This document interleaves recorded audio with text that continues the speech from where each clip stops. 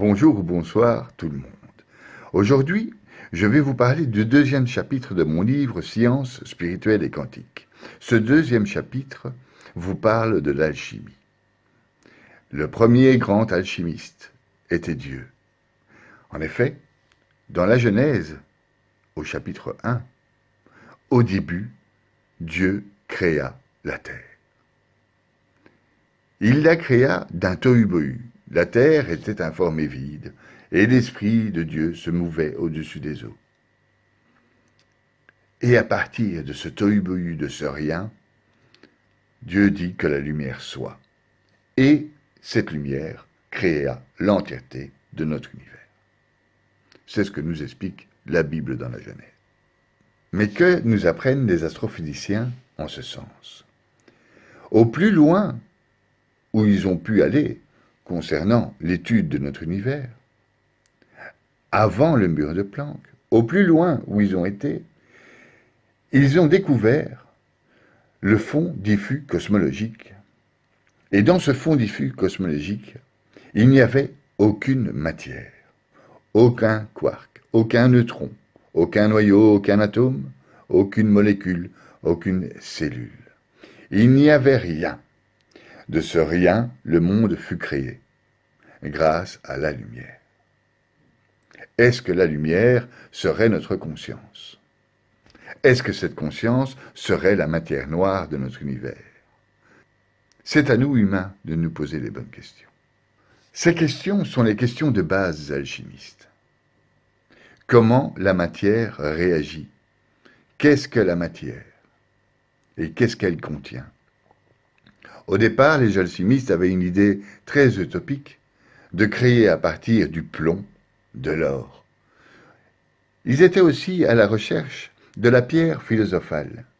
Philosophale porte bien son nom, la philosophie, la pierre philosophale. La pierre qui pourrait nous apprendre qui nous sommes, au final.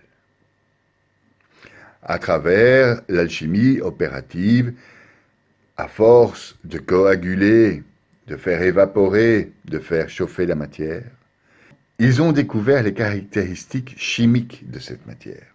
C'est grâce à eux qu'existe aujourd'hui le tableau de Mendeleïev. L'alchimiste opératif, dans son travail à la recherche des structures de la matière, accomplit le grand œuvre.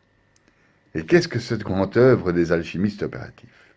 La première est l'œuvre noire, la calcination, putréfaction, dissolution.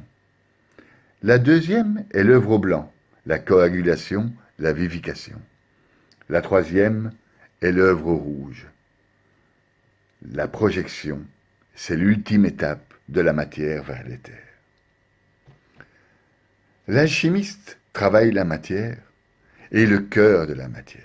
L'alchimiste spirituel, lui, s'intéresse à son âme, à comment fonctionne son âme par rapport à la lumière. L'alchimiste opératif le fera plutôt par rapport à la chaleur, quoique. Il cherchera l'essence même de la matière. Qu'est-ce qu'il y a à l'intérieur et intrinsèquement?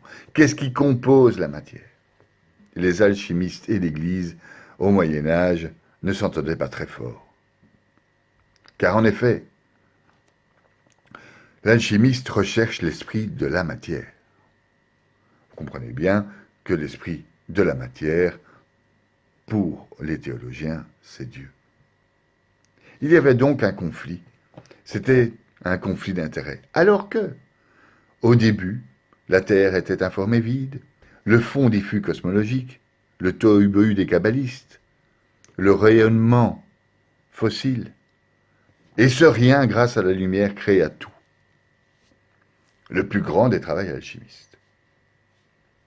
On trouve beaucoup de travaux alchimistes dans la Bible. Jésus, pendant les noces de Cana, son premier signe, il transforma l'eau en vin.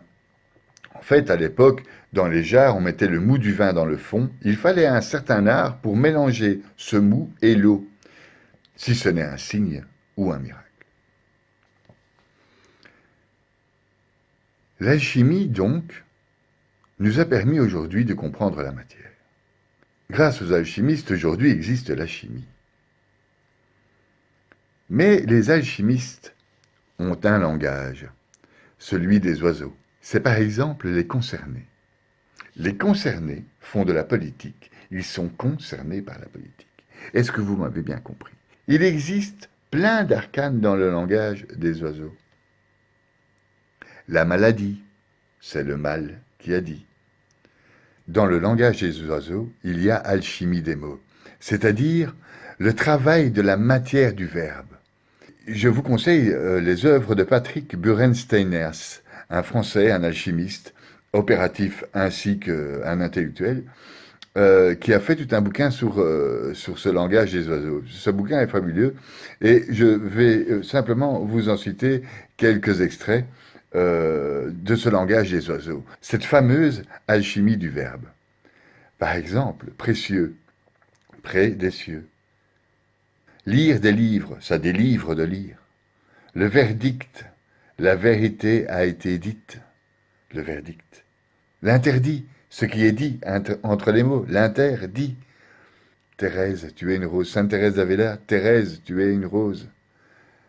Apprentissage, c'est l'apprenti, sage. La poussière, tu pousses hier. Etc., etc. Avec les anges, par exemple. En jeu, les anges, en soi, la lumière qui est en soi.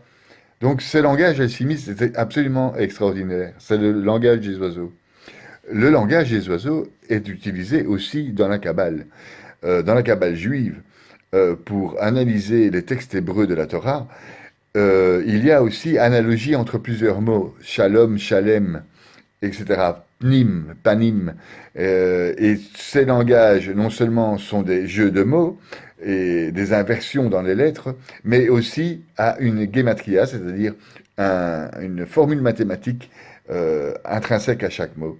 En fait, l'alchimie, la Kabbale, l'étude de la matière, la cosmologie, est en fait ce fameux travail du grand œuvre. L'alchimiste ne se bute pas à transformer la matière. L'alchimiste essaye de transformer, grâce à la matière, la compréhension qu'il a du monde, la compréhension qu'il a du moi intérieur. La recherche de la pierre philosophale, qui porte bien son nom, est bien la recherche du moi intérieur, ou la recherche du fonctionnement cosmologique. Le travail d'un alchimiste pourrait consister à prouver que la matière noire est la conscience de l'univers. Il y a bien conscience à un moment, comme il y a créateur. Beaucoup de scientifiques d'aujourd'hui s'accordent à dire qu'il est impossible, sans une volonté créatrice, à partir de rien, créer le cosmos, notre cerveau, les animaux, etc. C'est juste impossible.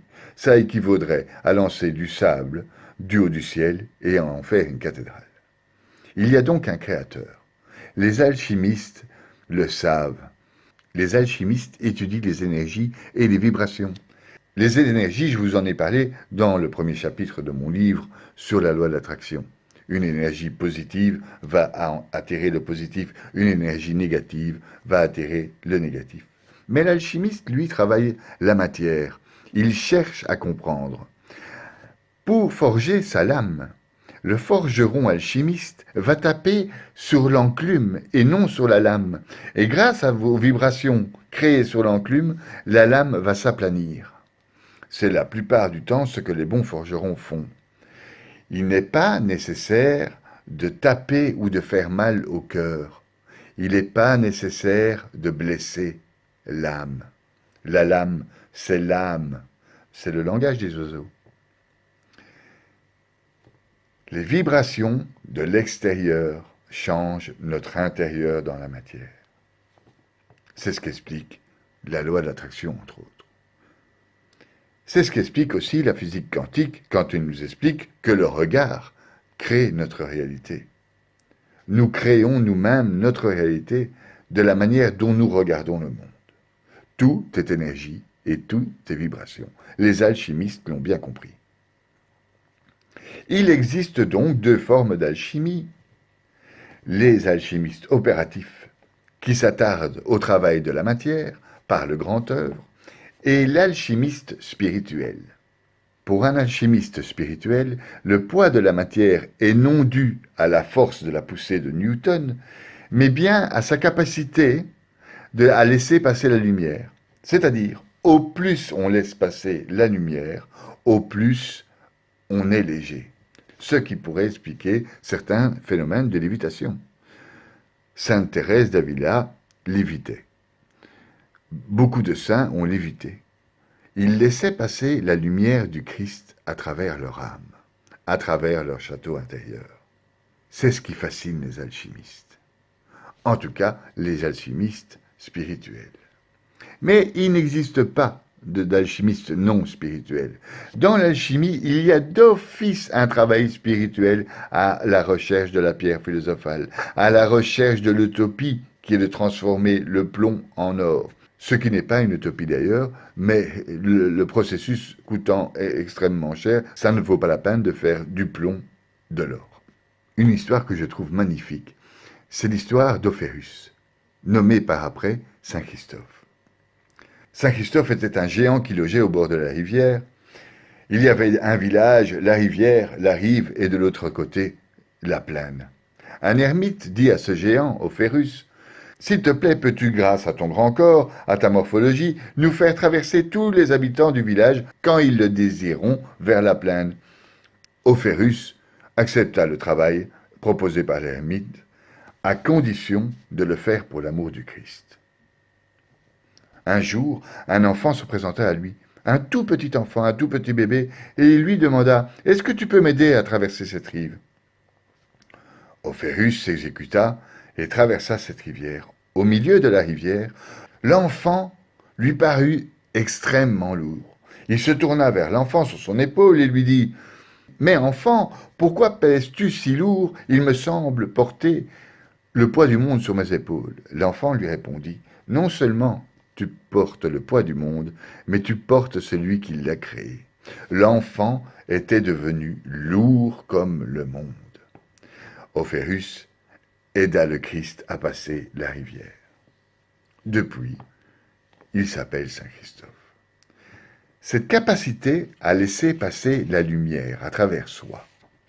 La lumière, c'est notre esprit, notre conscience et notre âme.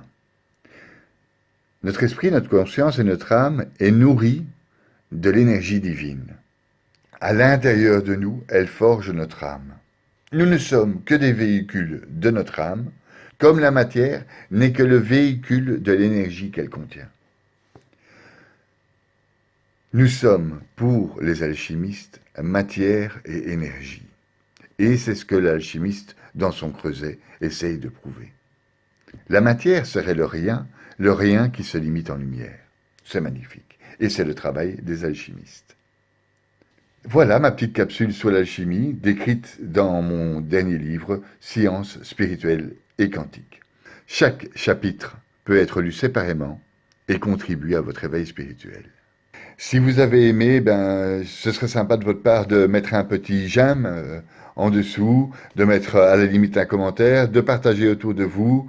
Au plus j'ai de petits pouces, au plus Google me répertorie et je serai vraiment content d'être répertorié. Ça m'encouragerait dans le travail que je fais de vous partager mes connaissances. Merci, au revoir.